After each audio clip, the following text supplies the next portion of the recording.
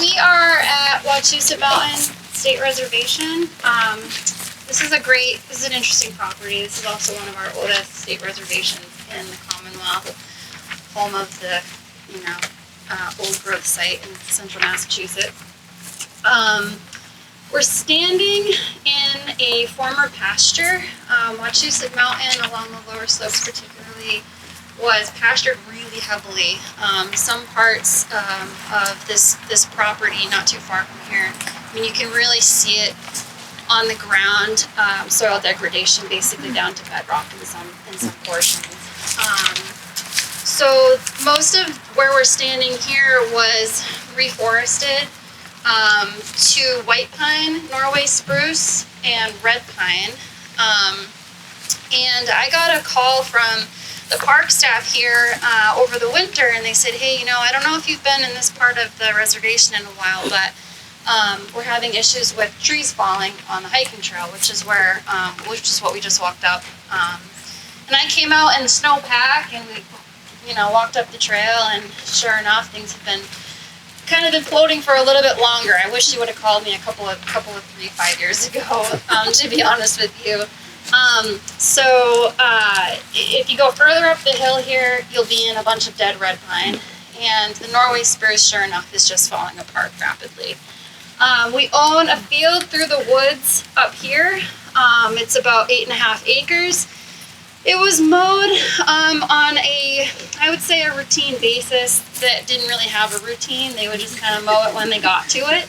And that's even fallen apart more and more over the past decade.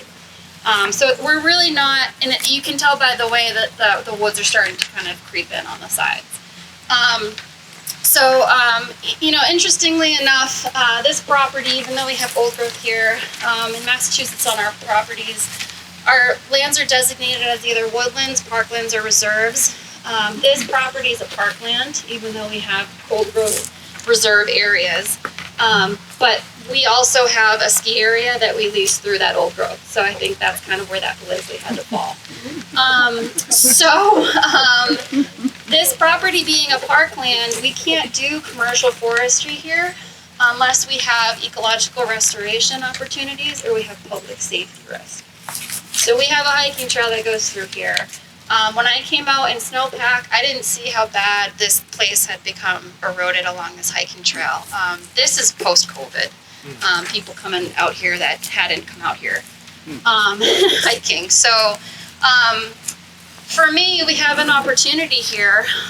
In my kind of perfect world, if this wasn't Wachusett Mountain, the beloved Wachusett Mountain, not a parkland, maybe I could really think about doing some commercial forest management here. And I don't know, maybe it will work out. I would love to reduce, obviously, the public safety concern along the trail. But I would also think about kind of taking the softwood component, not completely out of here, maybe trying to hang on to some of the native, at least hemlock, maybe some of the healthier spruce. I'm not completely in favor of getting rid of all of it, but we were talking a bit as a program about trying to kind of make this more into a savanna-like state, maybe retain some of the larger hardwoods that we have in here. And we even talked a little bit about doing some burning here. At first, when we had come out in the winter and snowpack, we thought about doing some fire on the fields that are around here. That field is poison ivy up to my knees, so we're not going to have to rethink that. But those are some of our initial thoughts, and then maybe taking this hiking trail, exhausting it, and moving it into a more sustainable location were some of the things that we had considered at the time. But definitely considering getting rid of the Norway spruce, particularly in the proximity to the trail, and just trying to do management on the lower slopes of this property. Surrounding this is a hardwood stand, sort of a northern hardwood kind of mix, but it's really heavy to beech, and the beech up here is in really rough shape from beech bark disease, and we also have beech leaf disease here. So the idea would be to mitigate that risk up here. We had a 2-acre timber trespass not far from here. My first thought was to punch in some openings in places. But we're, really preliminary. I feel like it's probably just a dream of mine to do work on the lower slopes of this mountain that might never come to fruition politically. But I still dream about it. So that's sort of the story about this particular site. These spruces were pruned, weren't they? Way back a long time ago. Yeah, it's very likely. A Norway spruce that's 18 or 19, 20 inches can be worth a lot of money in the instrument, but because it was pruned early. So that you could have incredibly valued timber sale here if you really hustle this, right? Most of these smaller ones aren't going to go for that, right? But that one right there, probably big enough. You only need, remember, to make a guitar, you only need 28-inch feet. So the saw log top on that tree is below breast height. So that has nothing to do with carbon, but believe me, that won't compete with, there's no carbon price that'll compete with that. So just if you got some of this, make sure you market it, because you got a great asset here. Same with the pine, right? The pine's all pretty, right? Whether there's any, premium on that is always an issue, right? Or we get more money for it, and that maybe not enough. What would be here in nature? I mean, that's always the question. What does this want to grow, right? Is this is probably a mixed with hemlock, beech mixed with, I would imagine, tree so with chestnut in it, maybe some sugar maple. I don't know. But you wouldn't even want to go more open savanna, more open, scattered. What would they be? Oak trees or something, right on the savanna, right? Yeah, that's Pines. exactly right. We even have some really nice cherry. Yeah. I just looked at the worst cherry around. Yeah. But right up the hill, there's even some nice cherry. Well, we did we were talking with Dan Clark a while ago from DCR, and he was interested in the Norway spruce plantations in Nevada, and so what to do with them. They're not native to their trees. And so we embarked on a study to look at bird communities in them. And so we looked at bird communities in all of these common Massachusetts cobblepies, deciduous forest pine, mixed hemlock, and Norway spruce. And the Norway spruce is actually supporting a lot of these short, these birds that use short needle conifers, broad-canyon locust, blue-headed vireo, the gold crown kinglet, red-breasted nuthatch, brown creeper. And those are also birds that are represented heavily in eastern hemlock. And we're wondering whether or not, in some situations, Norway spruce could actually pick up the slack when hemlock's dropping out. And it reminds me of actually a conversation I had years ago with Rob Ryan. I don't know if people know him. He used to be with Maine Audubon. And I was talking about invasives, and he said, that might be only short conifer in the stand. So think twice before maybe you liquidate it. So that's sort of the spirit that we entered in the study with. So it looks like, just might have some value. great example of Tony's replacement species, right? That he talked about just this morning for the hemlock. Really badly. When you plant it, it weevils really badly. Well, we know that, but I mean, it's we're talking. It grows out of it though, unlike pine, right? You can see it, especially at this density. But yeah, David advocated for us planting Norway spruce, and yeah, we like a little bit. I mean, you're right, Bob. I mean, you're kind of trying to maintain that function. There's no other option for hemlock naturally in this part of the state. So I'm not a huge fan of Norway spruce in terms of it being a big part of the forest. But yeah, I think it's a great option. I think on this site too, if you look at the last round, the species, this is well beyond what you want for Norway spruce. So it makes sense to put a lot of time. I mean, this isn't a failure. There's 100 acres of wood standing here, right? So we can't look around and say, oh, Jesus, what a mistake this was. It's just like it's now at 80, 90 years old. At the end of the rotation, we should, take some of the money out of this and then restore it.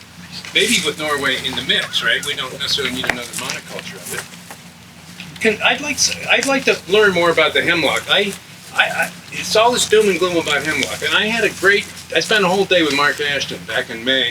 He said, and he of course was Yale silviculture professor, manages the Yale forest down there in northeast Connecticut. He said he hasn't had a single hemlock die in that whole forest in 20 years. So the question I raise is, so in that, being under Mark's helm and others, means it's managed hemlock growing at a fairly lower density. It's not thickety old hemlock, right? So I really want to know, is this hemlock, is this it? We're going to write this off? All the hemlock adelgid in Maine died last winter because of that. The 2 nights it went down to minus 22. So there's no hemlock, I mean, what little we had, and we're of course on the front of it.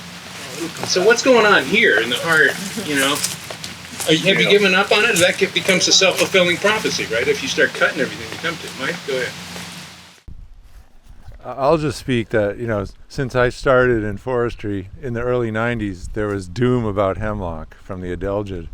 And I work west of here in Massachusetts, but I've seen very few hemlocks die that I would attribute to adelgid. I've seen clumps at like ridge tops. That's where I find clusters of mortality. I kind of attribute it to adelgid, but of course I wasn't there to see how it died. But by and large, there's very little dead hemlock. So you concur with it? Well, but it doesn't look terribly healthy either. So it's kind of in this. It's all healthy. You just said it wasn't dead, right? And it's growing. Area. So I personally haven't given up on it. I don't know about anybody else. I just want to say that we have down in southeastern Mass, we definitely have more elongate hemlock scale present in the woods. I mean, I'll be walking through the woods and I'll see a hemlock over there that's definitely struggling. There won't be much sign of adelgid, but you flip the needles over and they're loaded. Is that introduced, Pess? I don't know Yes. much about Yes. this. Yeah, I assume. Okay, so Yeah, that's but it's definitely made its presence, but to Mike's point, we didn't see much mortality in the hemlocks with the adelgid. I guess we had just enough cold winters once in a while maybe to slow it up, I'm not sure. But there's still pockets of it, but I'm more concerned about the scale. It's up in Essex County too. Yeah, we just have our first mortality from hemlock woolly adelgid in Vermont this spring. We detected it. It's like right over from the Massachusetts border. And it is with elongate hemlock scale. It's also on a droughty site. And so we think there is some evidence that hemlock on droughty sites are more prone to damage by hemlock woolly adelgid. But the cold tolerance or lack of cold tolerance thing is interesting because there is some evidence that potentially the hemlock woolly adelgid the ones that survive are the ones that have higher cold tolerance and they then breed, so that over time they could, because they have such rapid generations, that might not be something we can rely on. And then of course we have climate change. But there was a recent paper which I was telling someone, we were just talking about it, it's still in my like to read paper list, but I read the abstract. I think it was from Pennsylvania. Did anybody see this? It just came out. Yeah, and so they saw that thinning reduced hemlock woolly adelgid. Well, that's the real question. Is there anything we can do? Is it like the boar? Then forget it, right? There doesn't seem to be any silviculture lover on that. But hemlock. Yeah. So, I don't know if you can speak to that. Yeah. So, if we think about the managing for spongy moth and oaks, finger oaks, they're well spaced, Right. and have the reserves. The same thing goes for hemlock. That's what I because think. they can build up the nitrogen, they can build up the resources. So when they're tapped, they get drained, and then the cold snap comes, knocks it back, and then cool down. But they can only drain so much if they have enough resources to do that. So the hemlock makes a big difference. Yeah, and the other piece of it, this work that Bud Mayfield, Marion Faven's been part of that group for a long time too, that just daylighting hemlock, so basically the adelgid does not like hot, sunny, bright conditions, so if you have regeneration, they've been showing that there's actually not much impact of adelgid on regen that's been daylighted, so that it basically can't survive on it. So it seems like there is some silvicultural options now for it, but that interacting with the elongate scale, and on droughty sites, because the adelgid does influence the ability of the hemlock to retain moisture, and so it's particularly an issue on droughty sites. But yeah, so Bob, your observation. Well, we could live with that though. I mean, not belong there in the first place, right? In those sites, right? But these mid-slope, deeper tills. Right? But to the replacement species bit, so the area that many of us are most worried about losing the hemlock function is riparian zones. Right. And so the daylight aggressively cut in those areas. So that might be the spots we might have to think, should I start also trying to grow other species that could serve similar functions? So, because I think it's so hard. Right now, there's some folks in Vermont talking it through. They really want to maintain hemlock and riparian zones. And so doing heavy thinning is just not going to work in those sites. So, you have a question? Sure, but it is off the topic of hemlock. So are we ready for that? We'll see more hemlock in a Okay. little bit. I just had a question about the water body below us. If you've assessed I don't know if that's a retention pond or if it's an ecologically sound situation. And if you've considered that, the impact of the erosion you mentioned earlier, and how you would consider that in your management here. Yeah, so we, did I shut this off?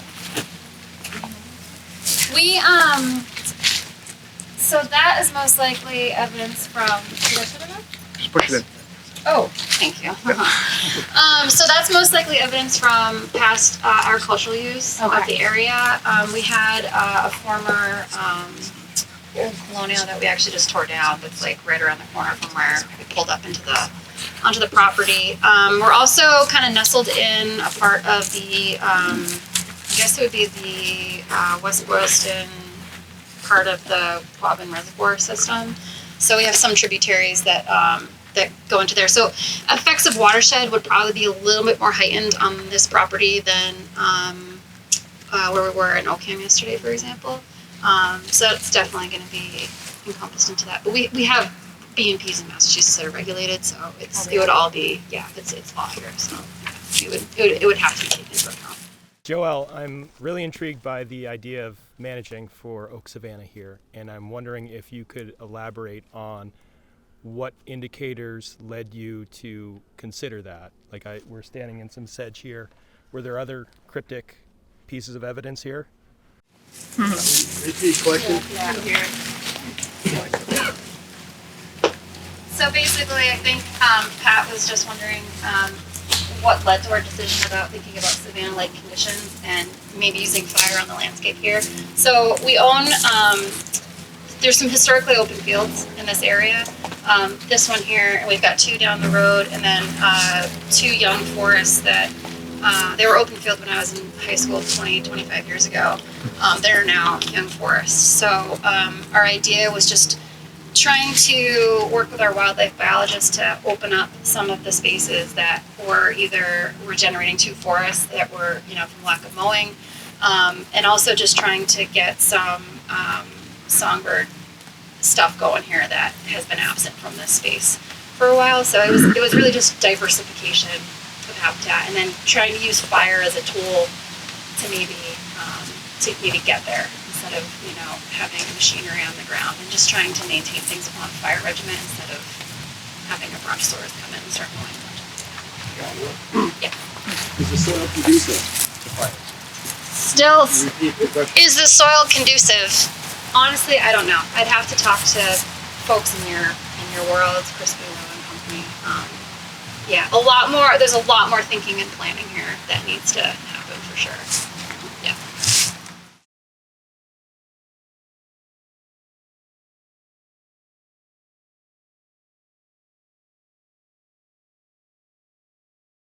Okay, folks, just a quick PSA, I suppose. We are standing right in the middle of beech leaf disease infestation. So this is new to us, right? So Cameron McIntyre at the U.S. Forest Service is spending about half his time researching this, looking at this, and there's a lot of unknowns. One thing that is unknown is how is this spread? Okay, and there's quite often theories about its spread. It can be spread on soil on your boots. So if you live in an area that does not have beech leaf disease, be sure to clean your boots, get the mud off of them before you go into the woods in your home, or in your home state or whatever it is. And bleaching, a mild bleach solution is probably best. So you just dip the soles in there to get rid of them. So that may be an option for cleaning, but you don't want to be the person who brings beech leaf disease back to northern Maine or wherever. So this is what we're looking at. You see the banding in the leaves, very telltale sign. Pretty much all the trees have it. So I just want to have that PSA for that. So go on. Good luck. Good luck. Yeah. Good.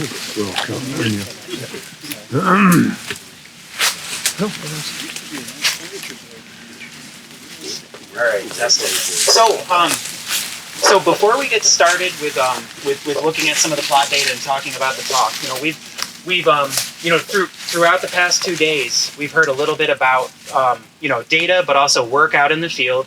We've heard how we're looking at forest types and thinking about averages of carbon stocks within forest types and incentivizing certain types of practices by forest types. So what I thought would be an interesting exercise for this plot is we have tree data that we tally from the plot, overstory and understory data. The plot center is right there, and we go out 52.7 feet in a radius around it. So I'd just be curious to have people shout out what they think the forest type is here. Because again, we're incentivizing practices by forest type. We're basing carbon projects on estimates of carbon by forest type and averages and things like that. So it's important. Any guesses? Oak hickory. Oak hickory was a northern hardwood composite. Oak hardwood. But it will go to northern hardwood. So, yeah, so I'm hearing some... Oh. What's the land use history here? So this area, I mean, Keith or Joelle may know for sure. I haven't looked at the land use history. Do we know for sure in this area? I would imagine it's former pastures, and I'm not 100% sure on it. That would have been my guess. It's definitely not permitted. All right, so you can start with the handouts now, but so the FIA algorithm types this plot as beech, birch, maple, the classic northern hardwoods type. The Silva algorithm classifies this as oak hickory. So again, I'm not saying either is right or wrong or anything like that, but it just, I mean, I heard both answers. I heard people saying it would be moving from one to another, things like that. So again, the FIA algorithm, I believe, said that I think 37% of all of our forest land in our 7-state area is beech, birch, maple, which would technically include an FIA plot here if this were an FIA plot. So again, just thinking about that. So anyways, the other thing I wanted to mention was, we're standing here, we're looking at the data, but this is something that's been going on, for a very long time, and I think. I personally owe a huge debt of gratitude to, my predecessors, the people who are out here in the field collecting the data. I have the easy job of armchair quarterbacking their calls from the desk, things like that. So, I owe folks that are out here taking these measurements a real debt, a lot of gratitude. So this plot in particular, and again, I'm not going to get too much into the detail of our land acquisition and things like that, but this is a state reservation. And CFI plots on a number of the state reservations, especially as you move from west to east, weren't installed until our 1980 cycle. So we don't have as long a record for our CFI data on plots on Mount Wachusett. That's not necessarily the case with Mount Greylock State Reservation, but again, it's just there were some administrative differences in how our population that was in the CFI sample grew over time. So this plot was first measured in 1980. And was most recently measured in 2018. And it did experience a harvest around 1988. So again, just some kind of simple metrics here. It's at the 33rd percentile of live tree, greater than 5-inch DBH, above and below ground live tree carbon, using the component ratio method at about 105 metric tons of carbon dioxide equivalent. If we were to switch over to the Jenkins method, and again, assuming all the trees are perfect, not accounting for cull or anything, which CRM is in this instance, it would be 132 tons of carbon per acre. And the basal area to sea calculator estimates it at 110 metric tons of carbon dioxide equivalent per acre. Most of the most of the live tree biomass is in oak and beech, 32% in beech, which, again, that combined with the understory dominance in beech here might have been what tripped the FIA algorithm over to beech, birch, maple here. There's some yellow birch and hickory as well. Make it right. Some other things that might be interesting. This plot was actually, in terms of standing dead, was a little bit higher than some of the other plots at the 68th percentile with 6 metric tons of carbon dioxide equivalent per acre. In terms of downwoody material, we were rather up there at the 80th percentile with 11 tons of carbon per acre. Survivor growth was right about middle of the road.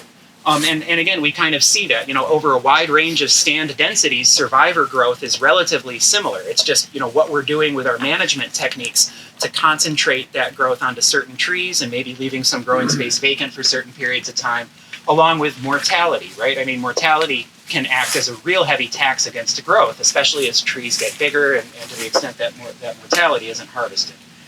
And I think the only other thing I wanted to say here was that, our stand age here back in 2018, we cored a tree at breast height. It was a black oak that was 112 years old and 76 feet tall. So, Joel or Keith, any other notes on the management history here that you're aware of? I did mention the harvest in 1988, but anything else come to mind? No. Okay. All right. Yeah, just a comment on beech bark disease. I mean, on beech leaf disease.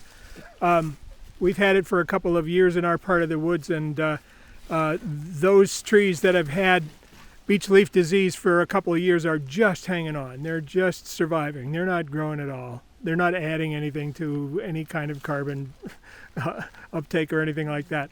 What we're told by the researchers in Connecticut is that the nematode moves in water. So whenever it rains, it can move along the stem. And then from these leaves that are infected, those nematodes will move into the bud. And it's during the winter in the bud that the nematode does its damage. And then those leaves come out the next year all misshapen and unable to function properly and breed more nematodes that affect more leaves and so forth and so on. So it's you have a combination of beech bark disease and beech leaf disease. There's not much hope for these beech at all. So from a silvicultural standpoint, at home, they're all going. They're all just going to get laid on the ground and make room for something else to grow. The thought I had recently, and this is just out of thin air, I don't have anything to base it on, is that my understanding is that traditionally, beech did not have near as much numbers of stems because of fire present in the environment. And that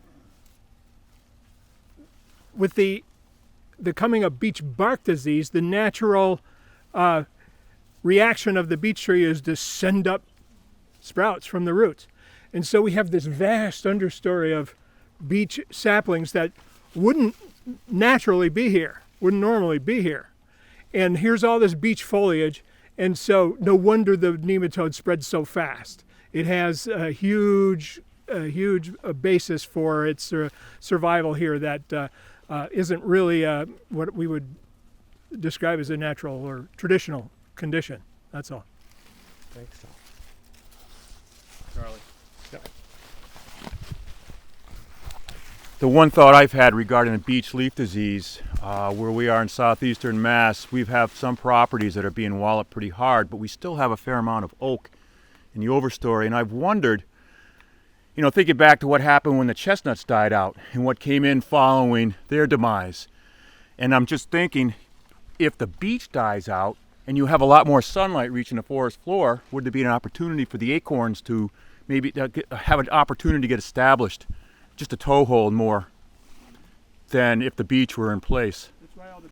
Well, yeah, I mean, that would be the usual prescription here, to get rid of this low shade if you had this under management and wanted to regenerate oak, of course, which I think wouldn't be a bad option here.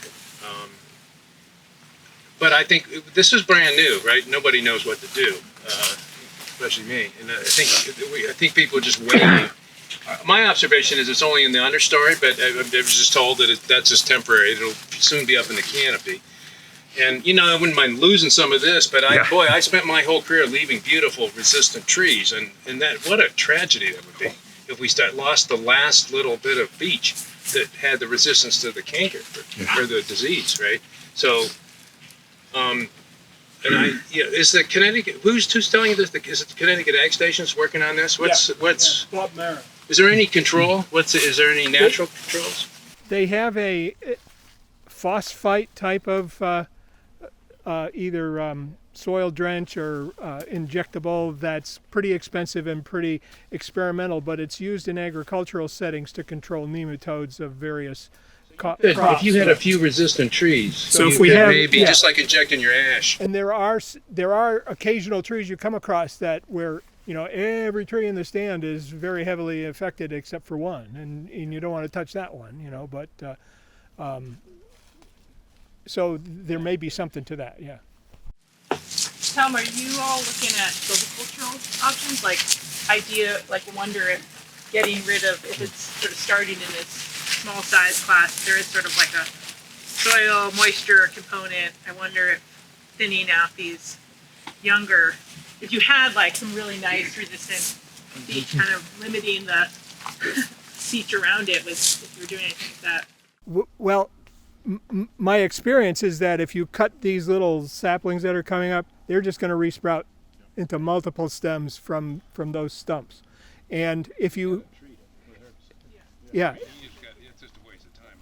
yeah, if you have an oak seedling crop already established there, well, then you may give them a fighting chance, over the beach. But I agree with Bob that if you're going to cut that, you need to dab it with something, Which is very effective. If I could just quickly add to that. Very quick. Yes, you have to treat it.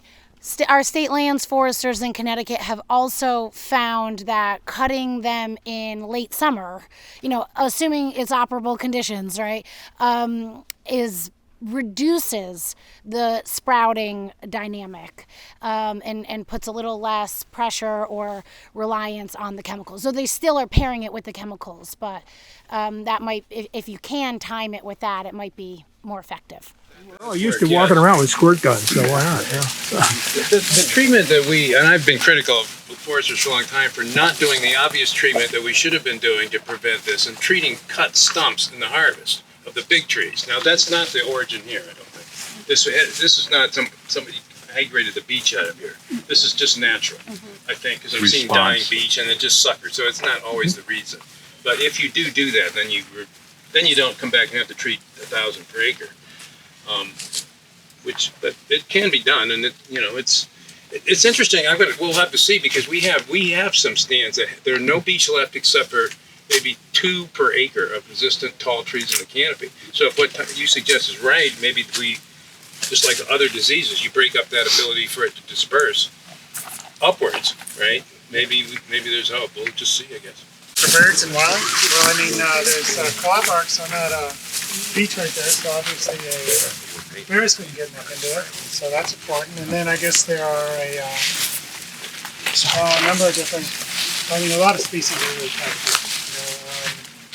So you can really track populations of some wildlife, fluctuations in terms of nesting, and in these types of forests will probably be beach.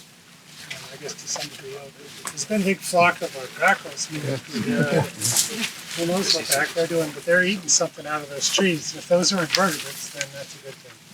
Yeah, so then we have a lot of structure here. I guess that reflects the past management, the fact that you got a lot of variety in terms of some variety in terms of tree species, and a lot of variety in terms of size class, and then pretty good shrub sapling layer and mid-story. I guess the ground cover's a little lacking, and so maybe the plans you guys got for the beach will help adjust that.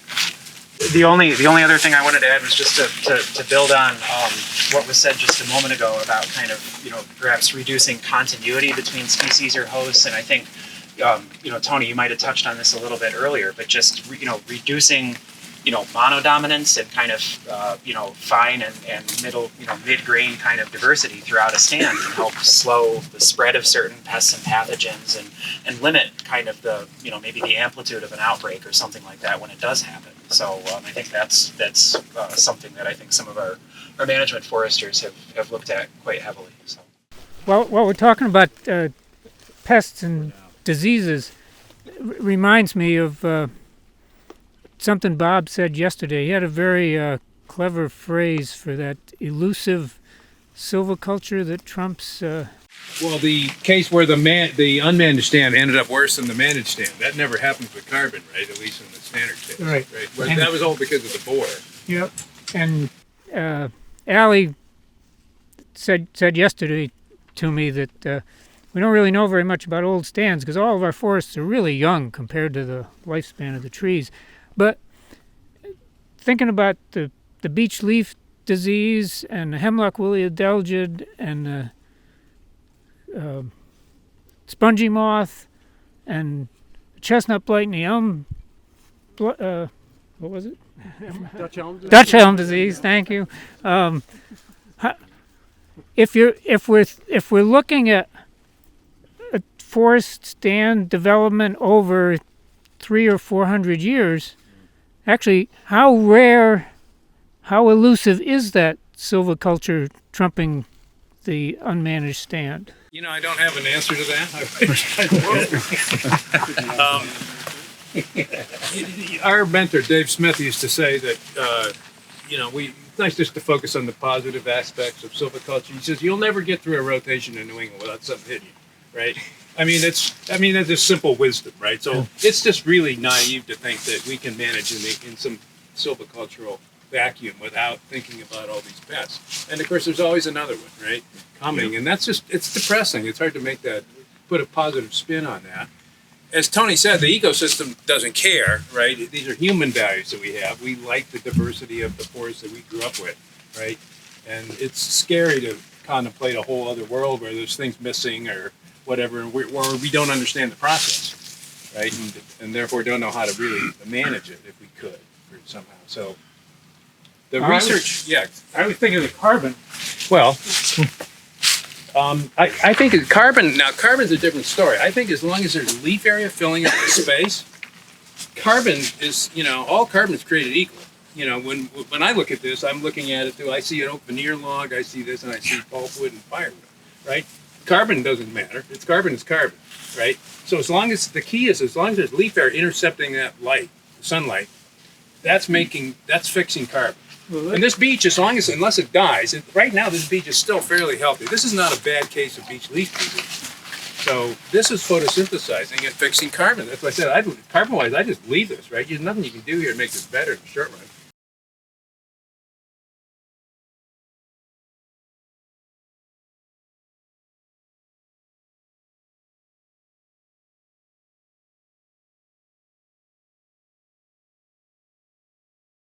Thanks, everyone. So here we are at Wachusett Mountain State Reservation, and so we're in central Massachusetts. On our way out, we'll be able to see the Boston skyline. Stop and look at the beautiful foliage on the way out. And we get on the order of many hundreds of thousands of visitors here every year. And over time, there were some forest ecologists in the area, and our own staff. Had read books that talked about, forest that was old on Mount Wachusett State Reservation back when it was acquired by the state in the early part of the 1900s. And it hadn't really been investigated. So we don't have a CFI plot here. All the work on this handout was prepared by Dave Orwig at Harvard Forest, so I want to make sure due credit goes to him. So back in 2003 and 2002 and 2003, Dave and a number of other folks began a more intensive investigation of old growth outside of a well-established area just a little bit to our east. And so they, did walk the sites. We're doing a de novo search and found some areas that looked promising in terms of, having old growth characteristics being, not just a remnant tree here and there, but a more contiguous patch that had been relatively free from silvicultural, human intervention. Now, you might hear me say that and look around, and there's a trail running right there, and right over there there's a ski lift. But in this area we have kind of like a kidney-shaped beam swath that kind of is bounded by the hiking trail on one side, the ski lift on the other. It's on this north-facing slope here, and upon coring trees, we were getting Dave was getting ages in excess of 250 years for a number of eastern hemlocks. A red oak that's 290 years old. So this is really an amazing resource that was kind of, maybe right under our noses the whole time.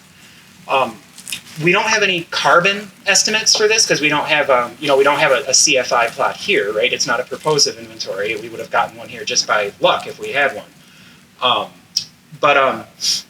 One thing to kind of note is that there's this kind of characterization that old growth is, has higher stocks on average, but lower rates of sequestration than younger forest, and the opposite is true for younger forest. Well, I wish I had some plot data prepared. We do have some CFI plots in old growth stands that Tony and others have investigated, and those plots show a tremendous amount of variability, right? Just in the 60-year window where we have data for some of those CFI plots, about half the plots show an increase in carbon and half the plots show a decrease in carbon. And that's, 60 years. That's a sliver of a lifetime of some of these stands and trees that we're working in. And concurrently, some of those CFI plots that are in established old growth areas actually had higher rates of sequestration sometimes than nearby plots in similar forest types in a similar ecological geographic setting.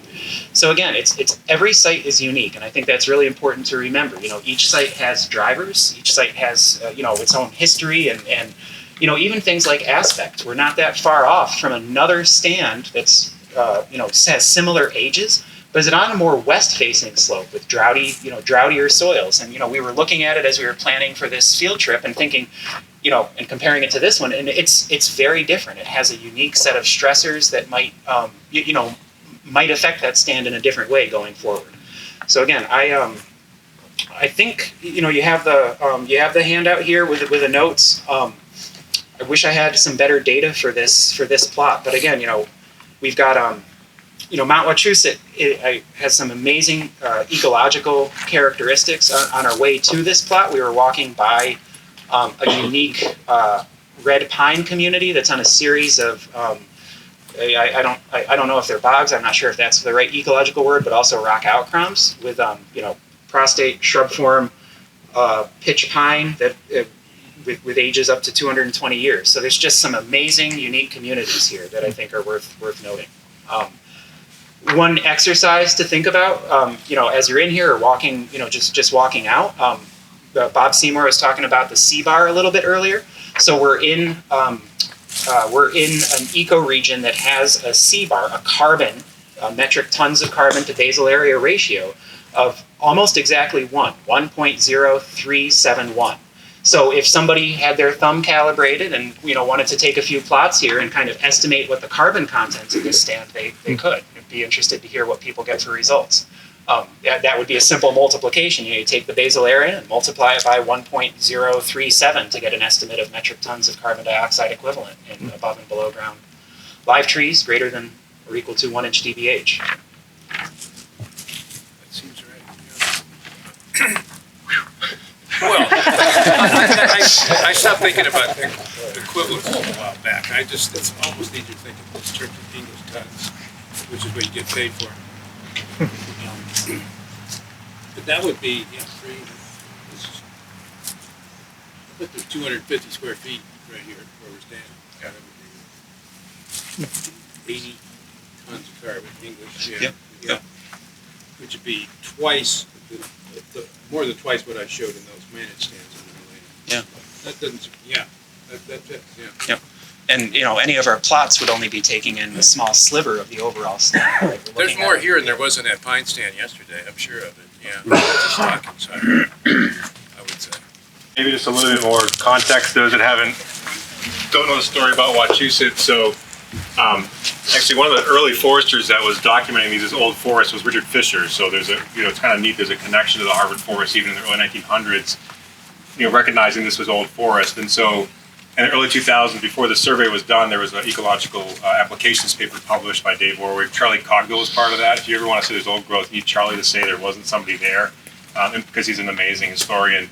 And really a big theme of that paper was that these forests don't fit the archetypical model of old growth, right? They're short, they're stunted, you're not seeing massive trees out here.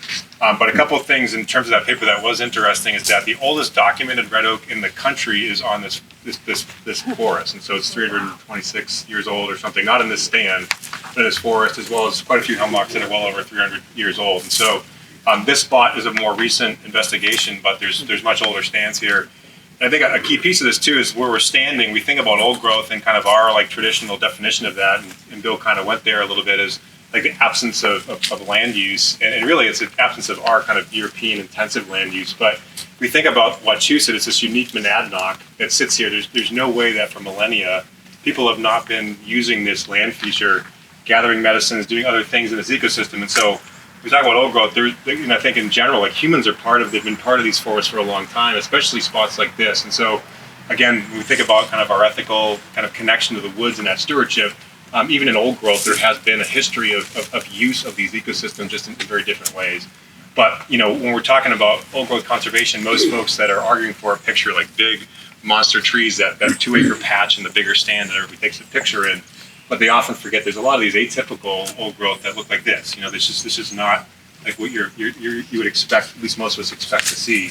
But there are things like the crown structure on these trees, really distinctive, that hemlock behind Tom. Yeah.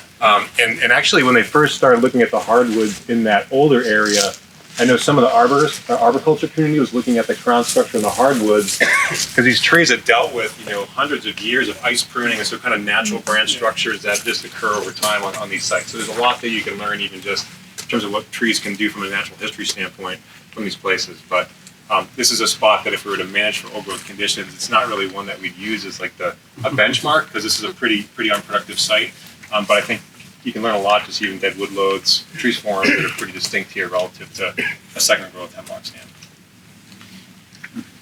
Tony, I don't think these hemlocks are 250. These are younger. I think the big old hemlocks are somewhere else. A few hardwoods here are very old. That red oak over there is very old. So this is a 2H stand, I would say. I mean, these things have big limbs right to the ground, and the really old growth hemlock looks a lot different than this. Yeah, there's only a few trees in here I'd be excited to put none of them I'd want to put a borer in because it's going to come out in 100 pieces. But yeah, there's a few that have that. I mean, there's a range of ages. I mean, the table, details some of the,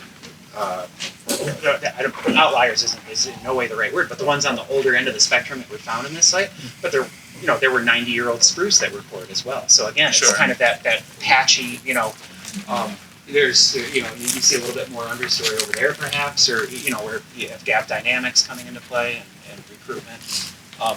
And the coarse woody debris, that even where we're able to track, standing dead and down dead over time, it fluctuates, right? I mean, it may not always build up monotonically, but it ebbs and flows as disturbances happen. We're seeing a very, I feel privileged to work with 60 years of data, but it's only a tiny snapshot on such a small sample, so. Questions? What's the adelgid infestation here, just to calibrate my eye? It doesn't look like too bad, but it doesn't look perfectly out.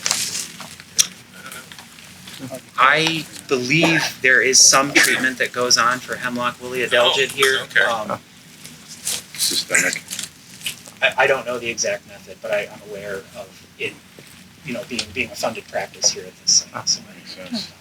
I think you began to answer it, but there's some very old hemlocks right there behind us, and I think Joelle earlier said that you're able to do management for ecological considerations in sites like this that are reserves. And so I think, what is the plan? Or would you guys do like systemic spraying on those trees, or just leave it be and let it run its course? What's the thought? What's your ideas on that? Yeah, so I certainly can't speak policy or anything like that, but I do know there are some of those efforts where we do know there's special populations and sites that are worthy of maintaining and perpetuating on the landscape because they're important ecologically or important culturally. We do that. We treat some they may not be champions, but they're exceptionally tall, large statured white ash in the western part of the state. So again, those things do go on. We saw, remember, every year the silviculture professors in the United States gather prior to the national convention. You weren't there, I don't think, last year, but we were down in southern West Virginia, and this was really, truly old growth stand in a state park, where it was, 30 acres of it, maybe? 40-inch trees, 150 feet tall hemlock.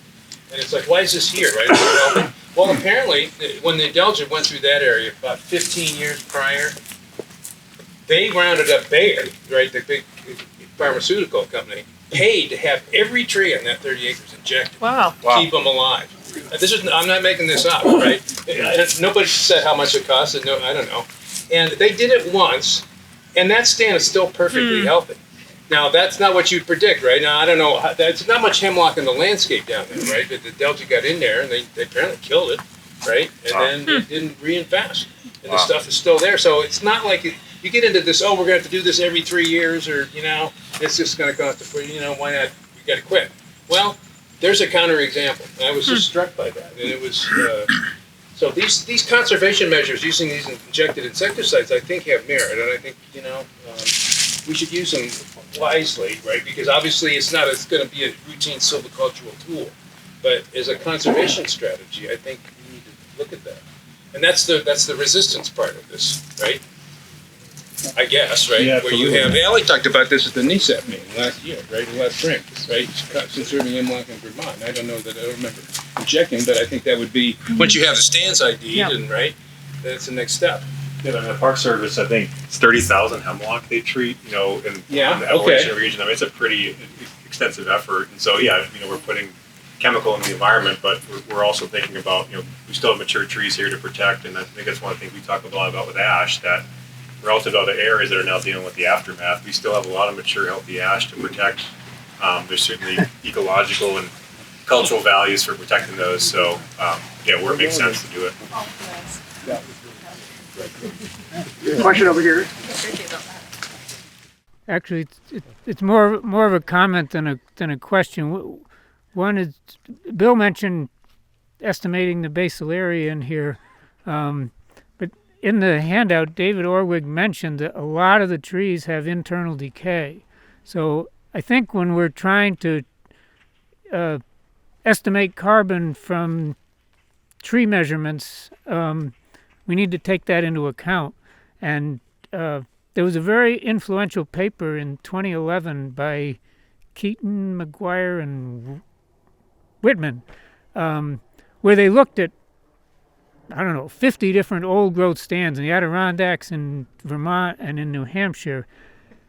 And their conclusion was that based on the measurements that they took in these old-growth stands, you could store twice as much carbon as in a stand that was 100 or 150 years old. The article made no mention of taking into account internal decay in the trees. And so I have a lot of concern about how valid that twice as much carbon stored in old-growth trees is. I'm not sure it's an issue. I'm not sure You it's okay? a big issue. Yeah. You want to say that? Sure. Okay. One of the authors. Yeah. No, I think that's a really good point. Because I know in my contribution to the data, we didn't core. Some of those areas trees have been cored, but we didn't core trees, and so we don't know the proportion of hollowed out trees. And it's from the area I worked in, it's reasonable to assume that a modest number at least were rotten in the middle, were hollow. I think 12% though, if you FIA does measure this, it's like 5%, 10% maybe. So there's actually it increases with the diameter of the tree. It was one might expect larger trees might be around in the landscape, but I'm not trying to throw FIA under the bus. They've got to have standardized measurements that are repeatable, but also expeditious, right? Mm-hmm. So they're working from a process of looking at the tree in merchantable lengths, working up, looking to see if sections fall into the rough coal or rotten coal category, things like that. Is it perfect for estimating biological rotten and missing coal? Maybe there's questions around that, but again, it goes back to your objectives of the study, right? So yeah, FIA does include it. Is it perfect from a purely biological sense? I don't know, but accounting for it may be important in certain endeavors. So I think you're right. Andy's going to get the last word. Now, the only other thing is, just when you look at allometric equations, the variance at the high end of DVH is horrible. Yeah. I don't really trust the equations at that end because we just don't have adequate sample sizes. And part of it is these large old trees have a lot of material up in the canopy. And they're really structurally very different. I had to go through probably 4 years looking at old growth forest for me to realize I just got to look up. I actually look down, look at the bark. The bark is clearly really different in old growth trees, and then look up because the canopies, like this canopy over here, it's very messy, very complex, and great in terms of carbon and also in terms of biodiversity value. But we just don't. The error bars on those big trees is not very good for good estimation. Maybe one last comment that paper mentioned triggered, just to be clear when we're talking about this stand, right? We have a list of ages here. The oldest age on this list is 290. This stand, there is no stand. This is a multi-age stand, and so a lot of these studies will do these age curves, and then the old growth. Well, the oldest tree is the stand age. In our forest, that's the tree that survived longest at that point in time. But those stands, they really are gap phased. They're multi-age stand. There's no stand age for them, and so I think when we're looking at data that's talking about, well, the older the forest gets, really it's about that history of disturbance that matters most, and so don't take the max age and say that's the age of the stand. If you're playing with FIA data, don't make a curve that uses this. I mean, really, there are multiple age classes out here. There is no stand age. There's no rotation. All that stuff. So I think we take a lot of the Western, like Chrono sequence. We were talking about the beginning and end of those Western forests right after big fires. There's not really a beginning and end of this forest, and so we need to be careful a little bit about age-related predictions once we get into old growth. There's just a lot of variability. The oldest tree is just a tree that survived 400 years of gap phase disturbance. It's not a stand age. So I think we need to be careful too as we're starting to see some papers that are saying, well, these FIA ages said this old forest is better. I'm like, I don't think I trust number one an FIA age. Sorry, yeah. but also like what that means in terms of the processes happening in these ecosystems. Well, and I would just add, you can go into some old growth, and I would say it's young old growth because you have a large number of young stems, and then you get into some, that charismatic old growth where everybody goes ooh and on wants a photo, where you've got a lot of old trees, and we have so little old growth. I think most people don't have enough experience to sort of really see that. I mean, you've seen it, and I've seen it, and you realize like, oh, this is not. These stands, you throw this kind of mess into it, this is not uniform. Mm-hmm. We just don't have enough to really appreciate the variety, the diversity of old growth. But it's really cool. This is 1/10 of 1% of Massachusetts forest is this condition. So yeah, not a lot of that.